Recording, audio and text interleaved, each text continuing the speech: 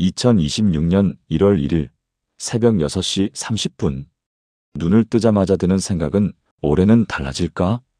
작년 1월 1일 공들여 쓴 새해 다짐 노트. 3월엔 펼쳐보지도 않았습니다. 재작년 새해 첫날 눈물로 드린 기도. 2달도 못 가 식어버렸습니다. 지금 이 순간 가슴 한쪽이 무겁습니다. 그런 경험 있으시지 않나요? 새해만 되면 뭔가 달라질 것 같은 기대감에 부풀었다가 2~3달이 지나면 어김없이 작년과 똑같은 자리로 돌아와 있는 그 허무한 말입니다. 목사인 제가 부끄러운 고백을 하겠습니다. 2019년 1월 1일 새벽 저는 기도 중에 울었습니다. 하나님께 드린 기도가 아니라 제 무기력함에 쏟아낸 눈물이었습니다. 하나님, 저는 왜 이렇습니까? 해마다 똑같은 다짐만 반복하고 해마다 똑같은 자리에 주저앉습니다. 새벽 기도회에서 성도님들께 새해 축복 기도를 드렸지만 정작 제 삶엔 아무 변화가 없었습니다. 강단에서는 올해는 믿음으로 승리하십시오라고 외쳤지만 집으로 돌아오는 차 안에서는 나는 또 안 되겠지라고 생각했습니다. 그런데 바로 그날 하나님이 제게 7가지를 보여주셨습니다. 새해 기도가 의례적 행사에서 인생 전환점으로 바뀌는 그 7가지 비밀을 말입니다. 그리고 그 7가지를 적용한 2019년 제 삶은 정말로 180도 바뀌었습니다. 기도 제목 12가지 중 9가지가 그의 안에 응답받았습니다. 10년 넘게 고민하던 사역의 방향이 명확해졌습니다. 가족 관계의 치유가 일어났고 건강이 회복되었으며 재정적 돌파구가 열렸습니다. 그리고 무엇보다 기도가 해야 하는 의무에서 하고 싶은 만남으로 바뀌었습니다. 사랑하는 여러분, 오늘 제가 나누는 이 7가지는 단순한 기도 기술이 아닙니다. 하나님이 2026년 여러분의 인생을 완전히 새롭게 하시기 위해 준비하신 영적 설계도입니다. 지금부터 하나하나 함께 열어보시겠습니까? 새해 기도가 실패하는 가장 큰 이유가 무엇인지 아십니까? 올해는 축복받게 해주세요라는 막연한 기도 때문입니다. 축복이 뭡니까? 건강입니까? 재정입니까? 관계입니까? 사역입니까? 하나님은 우리가 구체적으로 구하기를 원하십니다. 야고보서 4장 2절 후반부는 이렇게 말씀합니다. 너희가 얻지 못함은 구하지 아니하기 때문이요. 이 말씀을 원어로 보면 더 명확해집니다. 구하라는 단어가 헬라어로 아이테오인데요. 이것은 옛날 법정에서 사용하던 말입니다. 어떻게 사용했냐고요? 재판관 앞에 선 사람이 이렇게 말하는 겁니다. 재판장님, 저 사람이 제 돈 50냥을 가져갔으니 50냥을 돌려주라고 판결해 주십시오. 정의를 구합니다가 아니라 50냥을 돌려달라고 판결해 주십시오라고 액수까지 정확히 말하는 거예요. 하나님도 마찬가지입니다. 뭔가 좋은 걸 주세요가 아니라 이것을 주세요라고 분명하게 말하기를 원하십니다. 왜 그럴까요? 야고보서가 쓰인 당시를 보면 알 수 있습니다. 그때 교회 성도들은 예루살렘에서 쫓겨나 이방 땅에서 힘들게 살고 있었습니다. 먹을 것도 부족하고 핍박도 받고 내일 일도 모르는 불안한 날들이었습니다. 그런 그들에게 야고보는 이렇게 말합니다. 여러분이 얻지 못하는 건 하나님이 안 주셔서가 아닙니다. 여러분이 제대로 구하지 않았기 때문입니다. 마치 법정에서 재판관에게 이만큼 주십시오라고 분명히 말하듯이 하나님께도 구체적으로 말씀드리라는 거예요. 건강 주세요가 아니라 혈압을 120으로 낮춰주세요. 돈 주세요가 아니라 이번 달 전기세 15만 원 해결해 주세요. 이렇게 구체적으로 구하는 것, 이것이 하나님이 기뻐하시는 기도입니다. 그렇다면 어떻게 구체적으로 기도할 수 있을까요? 첫째, 숫자를 넣으십시오. 건강하게 해주세요가 아니라 올해 체중을 7kg 감량하고 혈압을 120에 80으로 낮춰주세요라고 기도하십시오. 둘째, 기한을 정하십시오. 언젠가가 아니라 6월까지 3분기 안에라고 구체적 시간을 정하십시오. 셋째, 측정 가능하게 만드십시오. 좋은 부모 되게 해주세요가 아니라 매주 토요일 자녀와 2시간 대화 시간 갖게 해주세요라고 기도하십시오.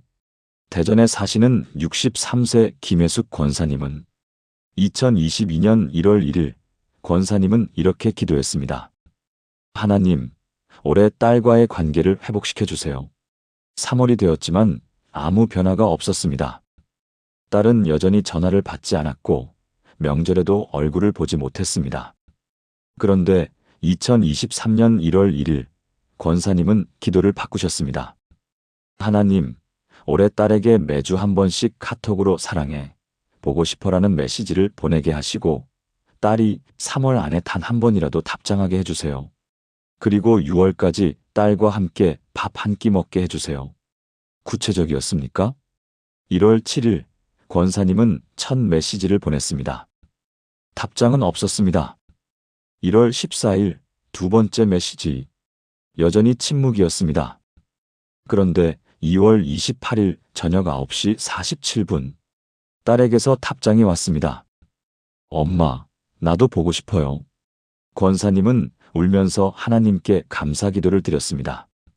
그리고 4월 21일 토요일 딸과 함께 점심을 먹었습니다. 6년 만에 처음이었습니다. 지금 권사님과 딸은 매주 통화합니다. 올해 추석엔 딸이 먼저 엄마 집에 갈게요라고 했습니다. 여러분, 이것이 구체적 기도의 능력입니다. 하나님은 막연한 소원이 아니라 구체적인 믿음의 청구서를 기다리고 계십니다.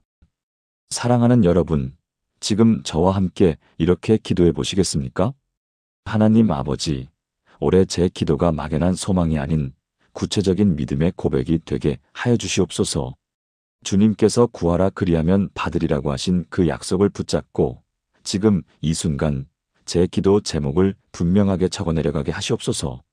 숫자로, 기한으로, 측정 가능한 믿음으로 주님께 나아가게 하시고 그 구체적인 기도 하나하나에 주님의 구체적인 응답이 임하게 하여 주시옵소서.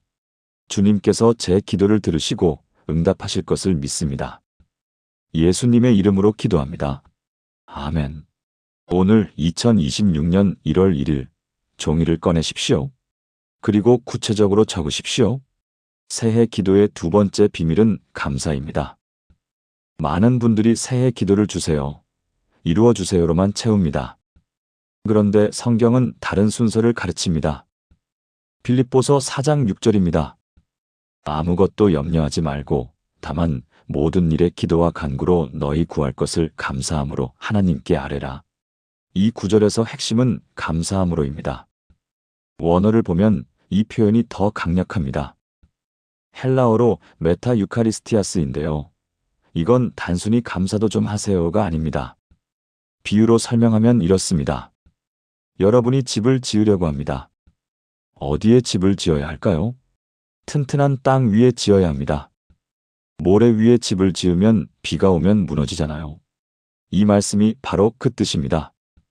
메타 유카리스티아스는 감사를 땅으로 삼아서 감사를 기초로 깔아서라는 의미예요. 즉, 우리가 주세요 하고 구하기 전에 먼저 감사라는 튼튼한 땅을 깔아야 한다는 겁니다. 왜 그럴까요? 당시 빌립보 교회 성도들을 보면 알 수 있습니다. 빌립보는 로마의 식민지 도시였습니다. 그곳 그리스도인들은 로마 황제를 신으로 섬기라는 압박을 받고 있었습니다. 거부하면 직장에서 쫓겨나고 장사를 할 수 없었습니다. 경제적으로도 사회적으로도 힘든 상황이었습니다. 그런데 바울은 그들에게 이렇게 말합니다. 염려하지 말고 감사함으로 기도하세요. 감사할 게 뭐가 있냐고요? 여기에 비밀이 있습니다. 감사는 우리 눈을 바꿔줍니다. 불평하면 없는 것만 보입니다. 하지만 감사하면 있는 것이 보이기 시작합니다. 그리고 그때 하나님이 지금까지 얼마나 많은 것을 주셨는지 깨닫게 됩니다. 그렇다면 어떻게 감사로 새해 기도를 시작할 수 있을까요? 작년 한 해를 천천히 되돌아보십시오. 1월부터 12월까지 매달 하나씩만 감사 제목을 찾아보십시오. 아무것도 감사할 게 없어요라고 하실 수 있습니다. 정말 그럴까요? 올해도 해가 뜰 때마다 눈을 뜨셨습니다. 숨을 쉬셨습니다. 밥을 먹으셨습니다. 이것만으로도 365개의 감사 제목입니다. 부산에 사시는 58세 박철수 집사님은 2021년은 집사님에게 최악의 해였습니다. 3월에 사업이 부도났습니다. 7월에 아버지가 돌아가셨습니다. 10월에 건강검진에서 당뇨 진단을 받았습니다. 2022년 1월 1일 새벽 집사님은 기도할 수가 없었습니다. 감사할 것이 하나도 없다고 느꼈기 때문입니다. 그런데 목사님이 설교에서 이렇게 말씀하셨습니다. 작년에 잃은 것을 세지 말고 작년에도 남아있던 것을 세어보십시오. 집사님은 그날 저녁 노트를 펼쳤습니다. 그리고 하나씩 적기 시작했습니다. 사업은 망했지만 아내는 여전히 내 곁에 있다. 아버지는 돌아가셨지만 평안히 가셨고 마지막 순간 내 손을 잡아주셨다. 당뇨 진단은 받았지만 조기 발견이라 치료할 수 있다. 집은 경매로 넘어갔지만 전세로 살 곳은 있다. 빚은 2억이지만 건강해서 일할 수 있다. 적다 보니 눈물이 났습니다. 그리고 처음으로 깨달았습니다. 하나님은 나를 버리지 않으셨구나. 그날부터 집사님은 매일 아침 감사 3가지를 적기 시작했습니다. 그리고 놀라운 일이 일어났습니다. 감사를 시작한 2월부터 작은 일거리들이 생기기 시작했습니다. 6월엔 지인의 소개로 새 직장을 얻었습니다. 11월엔 빚의 절반을 갚았습니다. 지금 집사님은 이렇게 고백합니다. 2021년은 제 인생 최악의 해였지만 2022년은 제 인생 최고의 해가 되었습니다.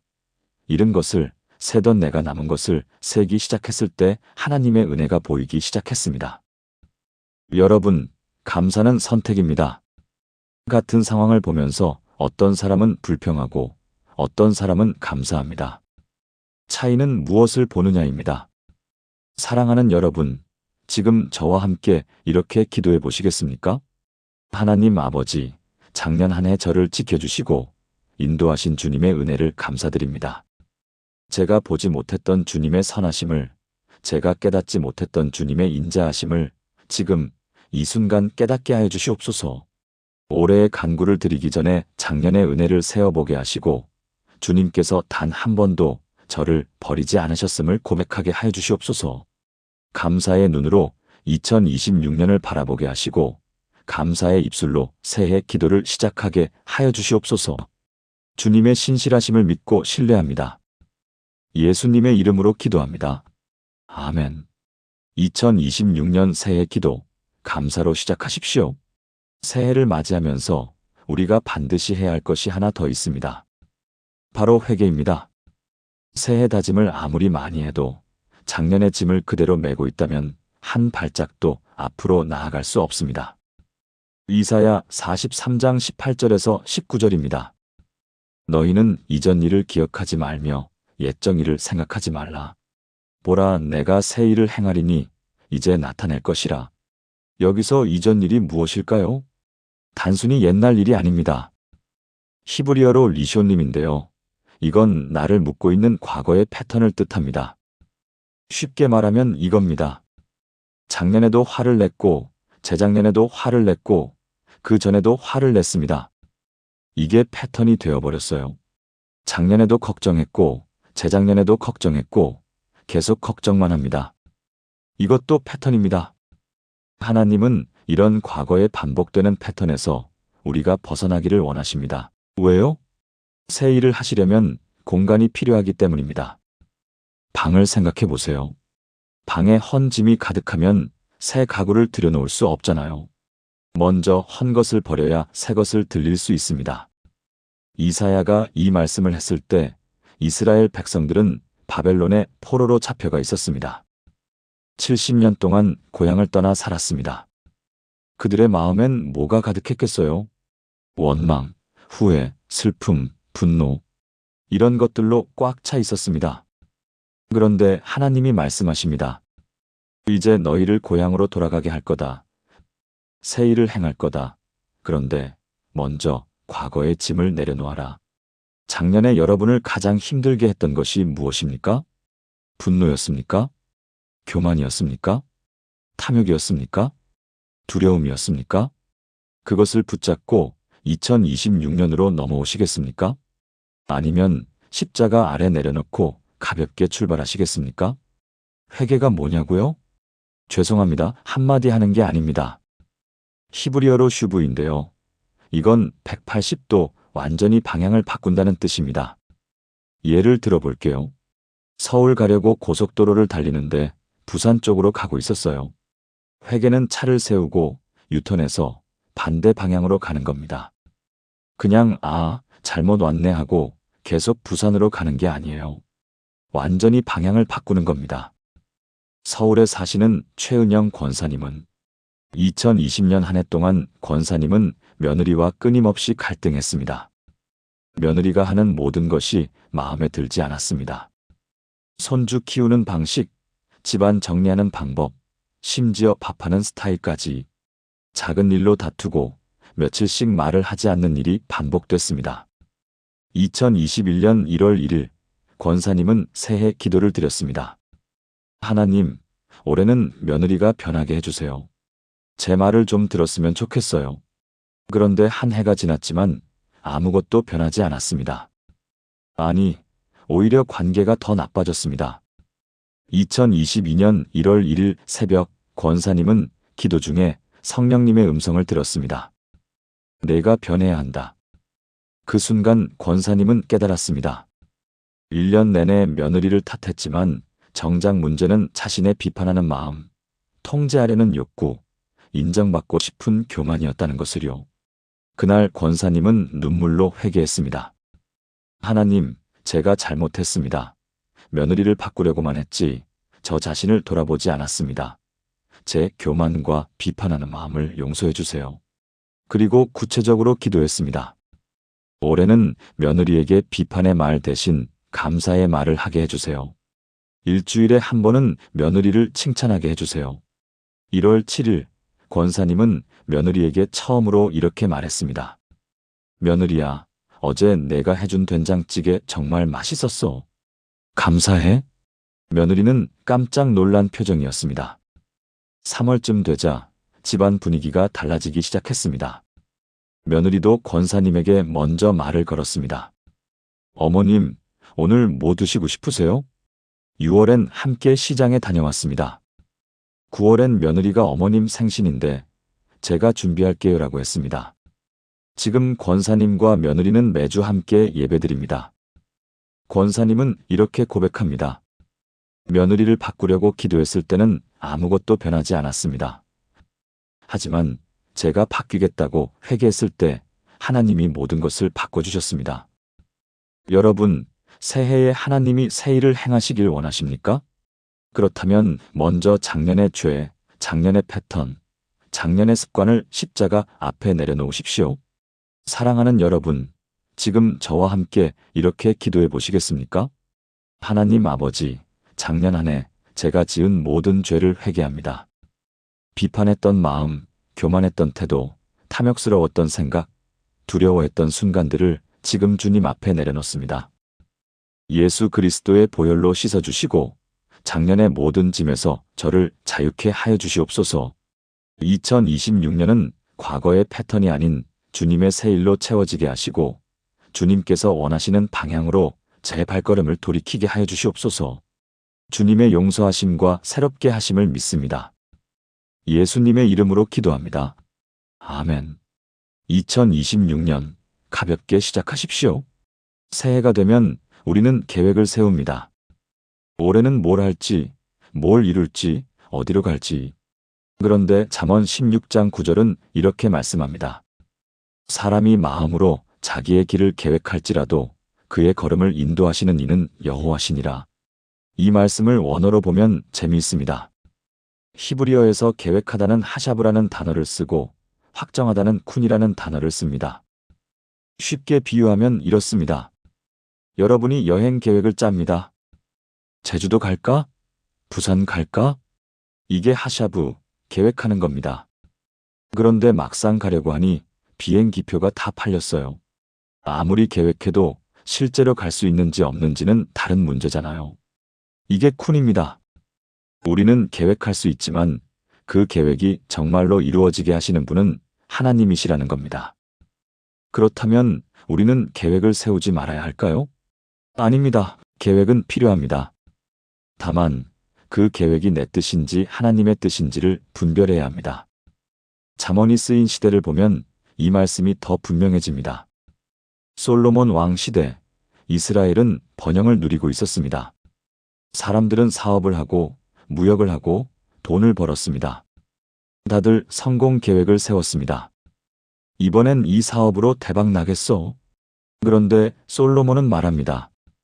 너희 계획도 좋지만 하나님이 허락하셔야 된다. 어떻게 분별할 수 있을까요? 첫째, 기도로 시작하십시오. 계획을 먼저 세우고 하나님께 승인받으려 하지 말고 하나님께 먼저 물으십시오. 주님, 올해 제가 무엇에 집중해야 합니까? 둘째, 말씀으로 확인하십시오. 여러분의 계획이 성경 말씀과 어긋나지 않는지, 하나님의 성품에 부합하는지 점검하십시오. 셋째, 평안으로 확증받으십시오. 골로새서 3장 15절, 그리스도의 평강이 너희 마음을 주장하게 하라. 하나님의 뜻이라면 마음의 초자연적인 평안이 임합니다.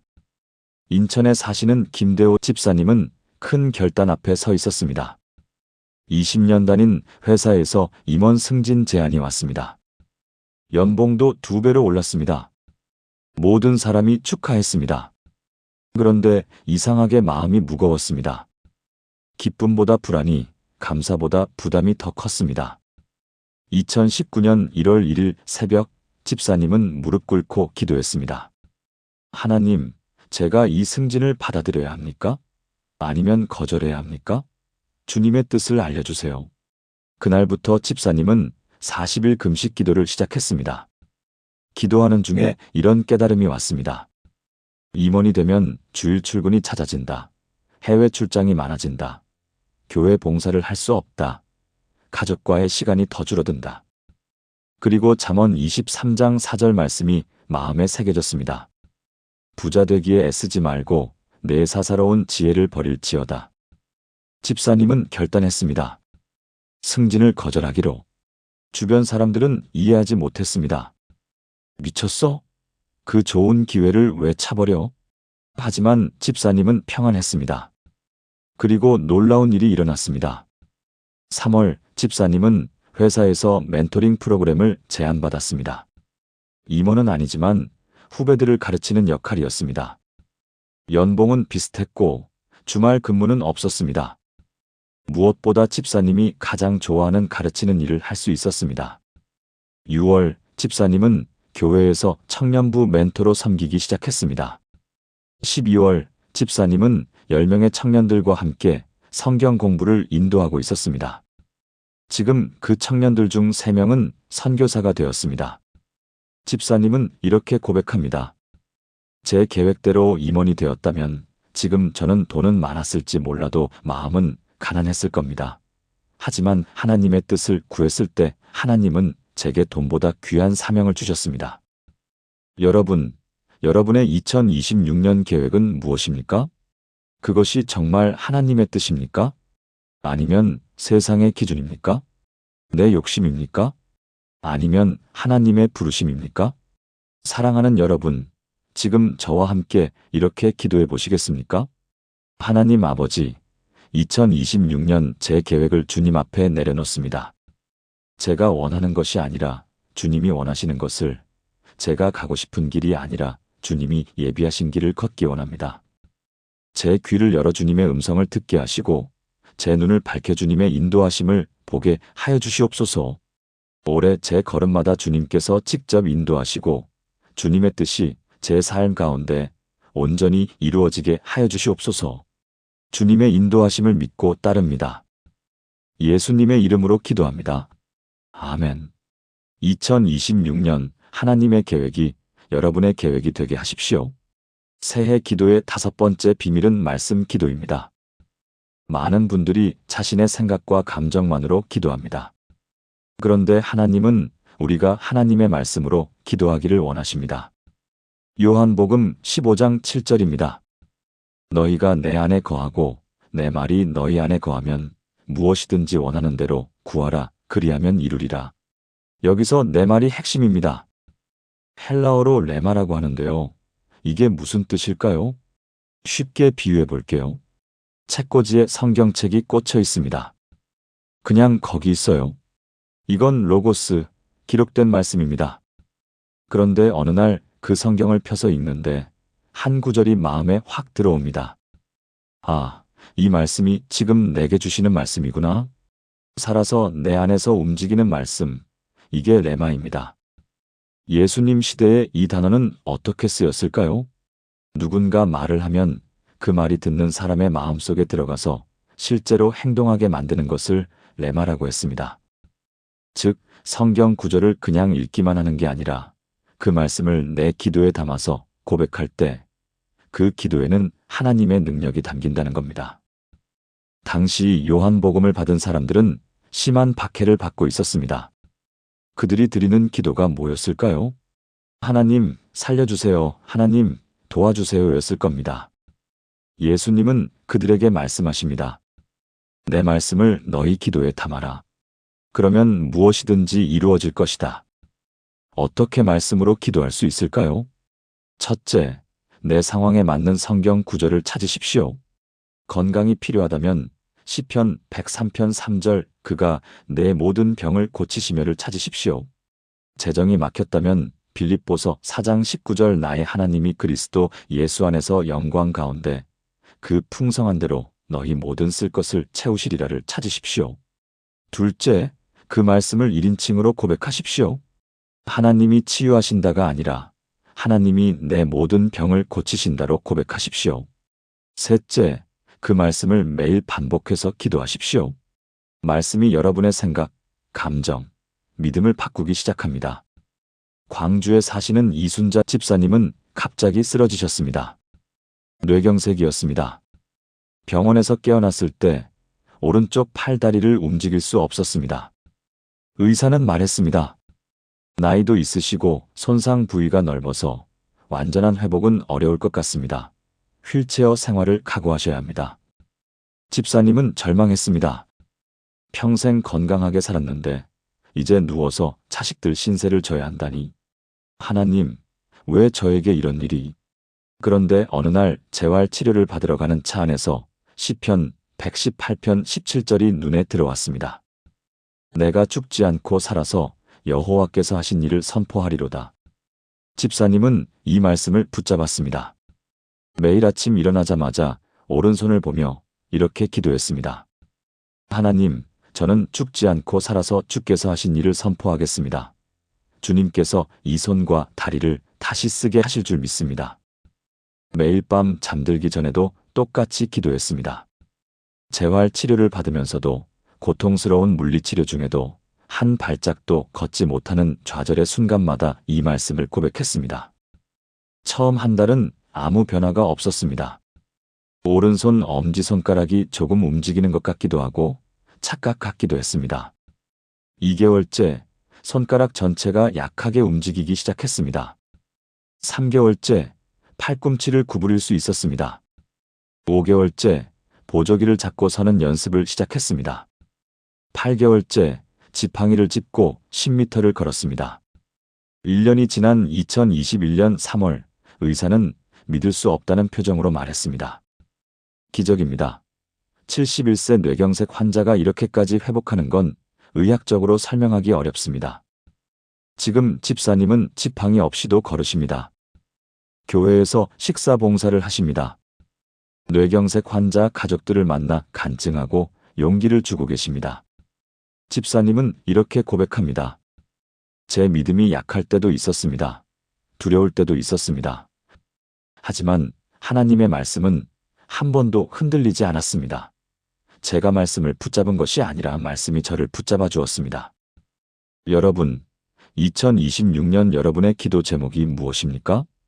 그것에 대한 하나님의 약속을 성경에서 찾으십시오. 그리고 그 말씀으로 기도하십시오. 사랑하는 여러분, 지금 저와 함께 이렇게 기도해 보시겠습니까? 하나님 아버지, 주님의 말씀이 제 기도의 기초가 되게 하여 주시옵소서. 제 생각과 감정이 아니라 주님의 말씀으로, 제 지혜가 아니라 주님의 약속으로 기도하게 하시옵소서. 올해 제가 매일 말씀을 읽고 묵상하며 그 말씀을 제 기도의 언어로 삼게 하여 주시옵소서. 주님의 말씀은 살아있고 운동력이 있다고 하셨으니 그 말씀의 능력이 제 삶 가운데 나타나게 하여 주시옵소서. 주님의 말씀을 믿고 의지합니다. 예수님의 이름으로 기도합니다. 아멘. 2026년 말씀으로 기도하십시오. 새해 기도의 6번째 비밀은 믿음의 선포입니다. 많은 분들이 주세요, 해주세요라고만 기도합니다. 물론 이것도 기도입니다. 하지만 성경은 한 단계 더 나아간 기도를 가르칩니다. 마가복음 11장 24절입니다. 그러므로 내가 너희에게 말하노니 무엇이든지 기도하고 구하는 것은 받은 줄로 믿으라. 그리하면 너희에게 그대로 되리라. 여기서 핵심은 받은 줄로 믿으라입니다. 원어를 보면 더 놀랍습니다. 헬라어로 엘라베테인데요. 이게 과거 완료형입니다. 무슨 뜻이냐고요? 쉽게 비유하면 이렇습니다. 여러분이 인터넷 쇼핑으로 물건을 주문했습니다. 아직 집에 도착하지 않았어요. 배송 중입니다. 그런데 주문은 이미 완료됐잖아요. 주문 완료 화면을 봤어요. 물건은 아직 안 왔지만 이미 내 것입니다. 조만간 옵니다. 이게 바로 엘라베테, 이미 받았다는 의미입니다. 마가복음이 쓰인 시대를 보면 이게 더 분명해집니다. 당시 로마에서는 그리스도인들이 극심한 박해를 받고 있었습니다. 네로 황제가 그리스도인들을 잡아다가 죽였습니다. 그들이 기도할 때 뭐라고 했을까요? 하나님, 살려주세요. 하나님, 구해주세요 였을 겁니다. 그런데 예수님은 말씀하십니다. 이미 받았다고 믿어라. 그러면 그대로 될 것이다. 아직 구원이 눈에 보이지 않아도 하늘에서는 이미 응답이 준비되었다는 겁니다. 그렇다면 어떻게 선포할 수 있을까요? 첫째, 해주세요. 대신입니다로 바꾸십시오. 건강하게 해주세요가 아니라 하나님이 나를 건강하게 하십니다로 선포하십시오. 둘째, 현재형으로 고백하십시오. 언젠가 응답받을 겁니다가 아니라 지금 응답이 오고 있습니다로 믿으십시오. 셋째, 감사로 마무리하십시오. 받을 것을 미리 감사하는 것, 이것이 믿음입니다. 대구에 사시는 정미경 권사님의 아들은 구수생이었습니다. 의대를 가겠다고 9년째 재수학원을 다녔지만 매년 떨어졌습니다. 주변에선 포기하라고 했습니다. 권사님도 지쳐갔습니다. 2018년 1월 1일 권사님은 기도했습니다. 하나님, 올해도 붙게 해주세요. 그런데 기도하는 중에 성령님이 이렇게 말씀하셨습니다. 붙게 해주세요가 아니라 이미 붙었습니다라고 선포하라. 권사님은 처음엔 이해가 안 됐습니다. 아직 시험도 안 봤는데 어떻게 붙었다고 해요? 하지만 순종하기로 했습니다. 그날부터 매일 아침 아들 방문 앞에서 기도했습니다. 하나님, 감사합니다. 올해 우리 아들이 하나님이 원하시는 대학에 이미 합격했습니다. 주님께서 예비하신 그 길로 가고 있습니다. 눈물이 났습니다. 믿어지지 않을 때도 있었습니다. 하지만 계속 선포했습니다. 2월, 3월, 4월 매일 똑같은 고백을 반복했습니다. 11월 수능날 권사님은 아들을 보내며 기도했습니다. 하나님, 감사합니다. 이미 응답하셨습니다. 12월 23일 합격 발표. 아들이 전화했습니다. 엄마, 붙었어. 의대 붙었어. 그런데 놀라운 것은 권사님이 전혀 놀라지 않았다는 것입니다. 그래, 엄마는 이미 알고 있었어. 하나님이 1월 1일에 이미 응답해 주셨거든. 지금 그 아들은 의사가 되어 아프리카에서 선교 의료 활동을 하고 있습니다. 권사님은 이렇게 고백합니다. 9년 동안 붙게 해주세요라고 기도했을 땐 안 됐습니다. 하지만 이미 붙었습니다라고 선포한 그해 하나님이 기적을 행하셨습니다. 여러분, 2026년 여러분의 기도 제목을 선포하십시오. 주세요가 아니라 주셨습니다. 이루어 주세요가 아니라 이미 이루어졌습니다.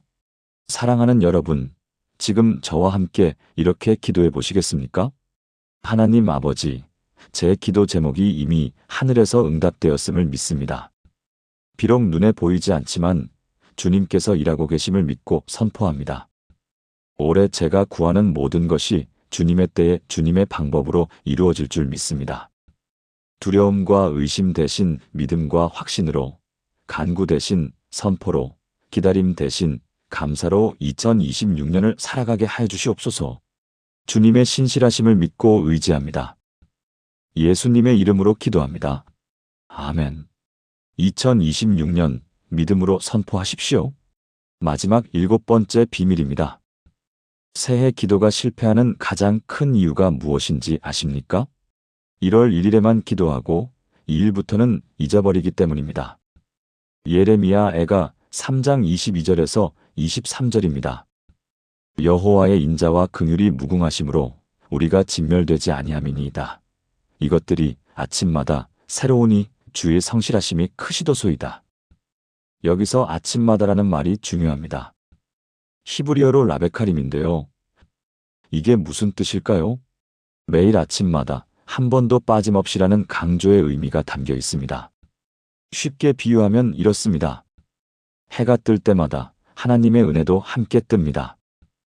1월 1일에만 뜨는 게 아니에요. 1월 2일에도 3일에도 365일 매일 아침 새롭게 뜹니다. 마치 아침마다 새빵이 나오는 것처럼요. 예레미야 애가가 쓰인 배경을 보면 더 놀랍습니다. 예루살렘이 바벨론에게 완전히 파괴되었습니다.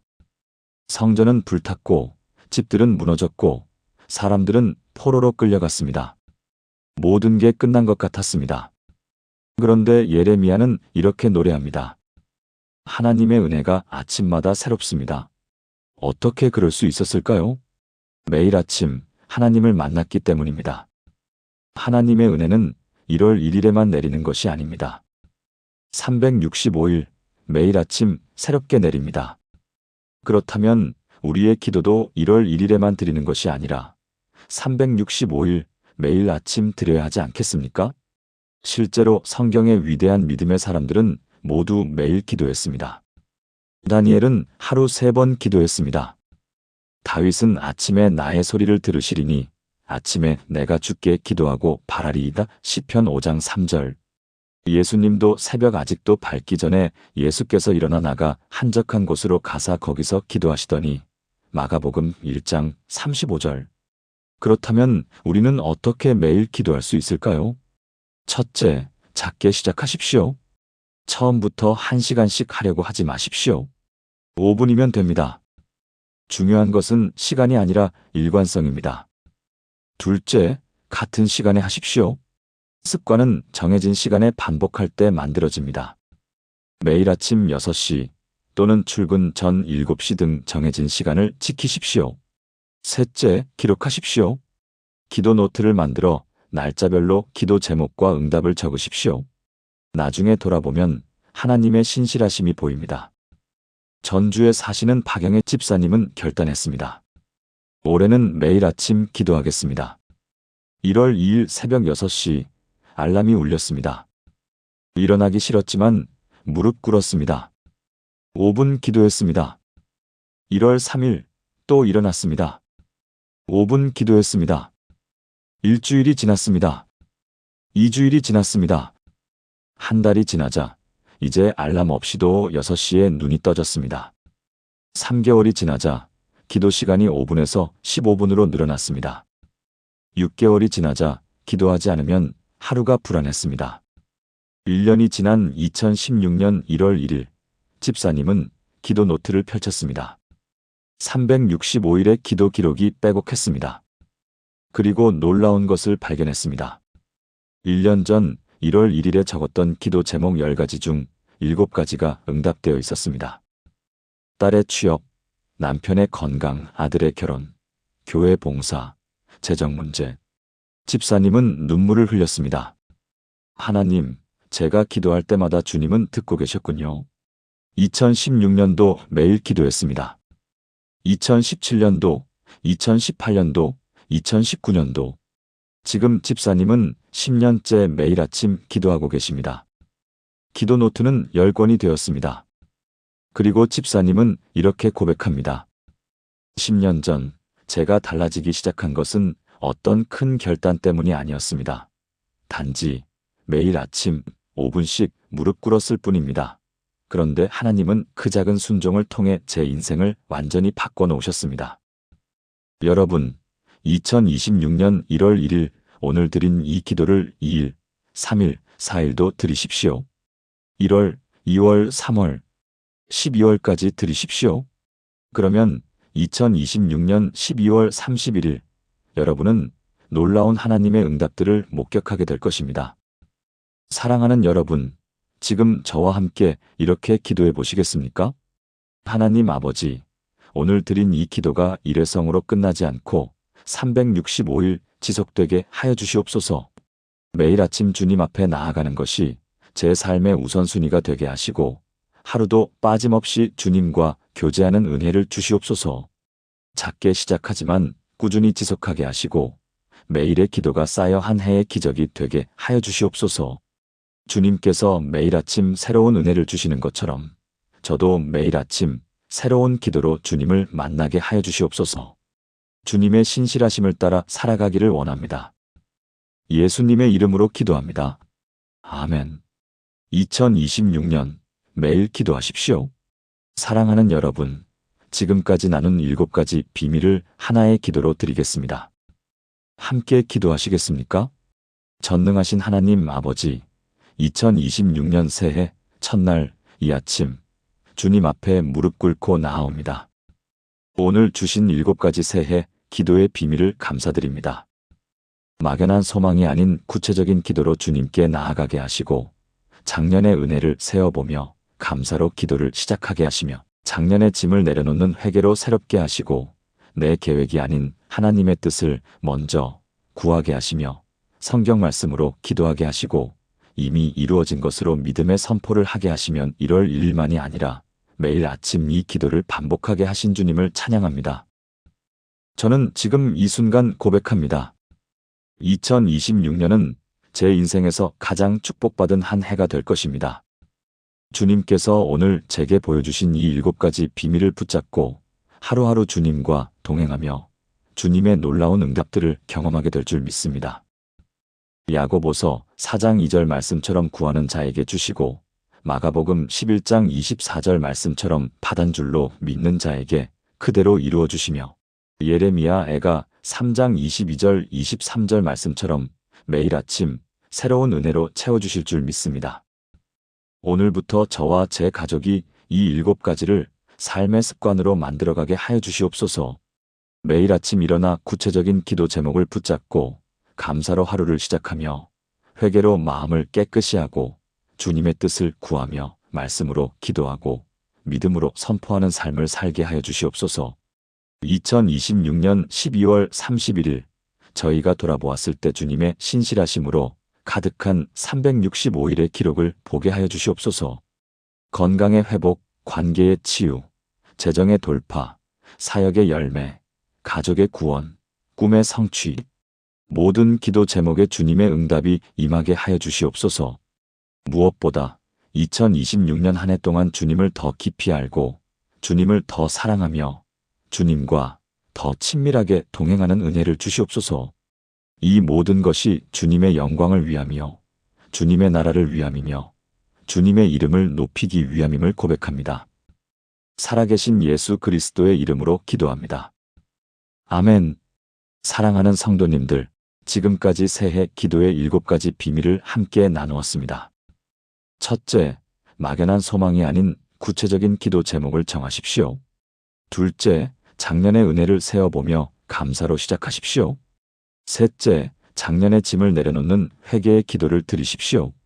넷째, 내 계획이 아닌 하나님의 뜻을 먼저 구하십시오. 다섯째, 성경 말씀으로 기도하십시오. 여섯째, 이미 이루어진 것으로 믿음의 선포를 하십시오. 일곱째, 1월 1일만이 아니라 매일 아침 이 기도를 반복하십시오. 이 7가지는 단순한 기도 방법이 아닙니다. 하나님이 여러분의 2026년을 완전히 새롭게 하시기 위해 준비하신 영적 설계도입니다. 제가 2019년에 경험했던 그 180도의 변화를 여러분도 2026년에 경험하게 될 줄 믿습니다. 지금 이 순간부터 시작하십시오. 종이를 꺼내 구체적인 기도 제목을 적으십시오. 작년의 은혜를 세어보십시오. 회개할 것이 있다면 십자가 앞에 내려놓으십시오. 하나님의 뜻을 구하십시오. 성경 말씀을 찾아 기도하십시오. 믿음으로 선포하십시오. 그리고 내일 아침도, 모레 아침도, 365일 매일 아침 이 기도를 반복하십시오. 오늘 이 말씀이 여러분의 마음에 닿았다면 좋아요를 눌러주시고 댓글로 2026년 매일 기도합니다라고 고백해 주십시오.